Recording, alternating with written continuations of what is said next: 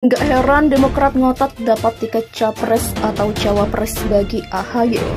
Mereka maksa pokoknya untuk AHY mendampingi Anies. Ini menjadi ancaman bagi koalisi nggak, cuma kalau mereka bukan Mas AHY kemudian mereka keluar atau gimana? Karena kan ada godaan juga dari PDIP untuk Mas AHY. Itu kan keinginan partai politik kan pasti beda-beda. PKS beda, Nasdem beda, Demokrat beda.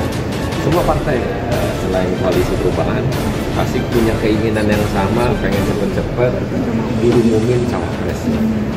Tapi dengan situasional yang terjadi saat ini sangat dinamis dengan semua calon wakil presiden yang ada di Republik ini. Semua bagus-bagus. Akan mungkin bekerja sama dengan Demokrat di tingkat nasional. Nah, kalau memang demikian, ini harus ada pelurusan dari PDIP Perjuangan. Nah, sekali lagi komunikasi di antara kami dengan PDIP Perjuangan itu sangat bagus. Memang kami selalu mengadakan komunikasi yang baik. Bahkan posisinya pada tahun 2009 sampai 2014 itu saya pikir itu adalah posisi yang paling nyaman bagi kami untuk berkomunikasi dengan PDIP Perjuangan. Lagi-lagi komunikasi yang kami lakukan dengan semangat bahwa kita harus bekerja sama untuk membangun bangsa ini. Betulkah AHY memang harga mati harus berpasangan dengan Mas Anies? Kalau kami kan dipersilahkan Mas Anies untuk memilih calon wakil presidennya. Oke. Lalu kemudian tentu saja kalau kami ditanya, kami menyodorkan Mas AHY, Anies AHY. Kalau mau menang ya Anies AHY, kan begitu. Oke, betul nggak sih informasi bahwa Mas Anies ketemu Pak SBY di Pacitan, Mas Anies menyodorkan nama, tapi Pak SBY tetap mengatakan harus AHY? Oh enggak. Jadi, di Pacitan ketemu membicarakan langkah-langkah strategis ke depan. Termasuk cawapres? Belum sampai pada secara eksplisit ya. Tetapi yang jelas bahwa strategi-strategi nanti sehingga pada waktu garis start nanti pendaftaran capres cawapres itu sudah jalan full steam ya.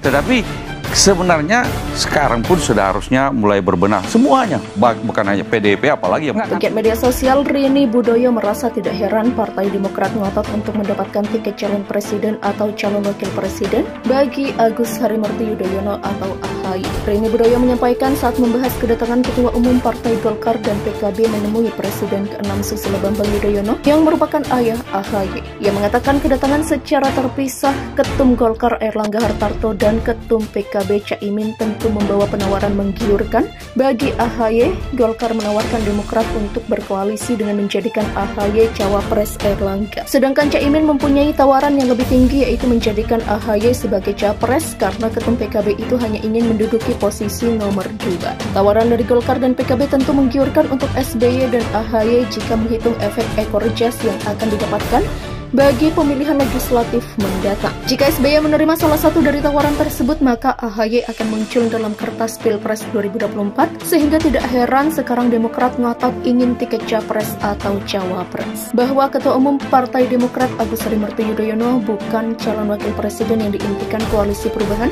untuk Anies Baswedan. Hal ini menurut pegiat media sosial John Sitorus tampak dari respon Nasdem yang menyebut Demokrat ngotot menjadikan AHY sebagai cawapres Anies Baswedan. Respon Nasdem menandakan AHY bukanlah cawapres yang diimpikan oleh koalisi perubahan. Demikian ungkapnya, sehingga ia menilai AHY hanya sekedar cadangan dan akan dipakai jika pilihan utama koalisi perubahan menolak menjadi pendamping Anies, dan seharusnya Demokrat menyadarinya. Sebelumnya, Ketua Bapilu Partai Demokrat Andi Arief membantah pihak memaksakan AHY menjadi cawapres Anies.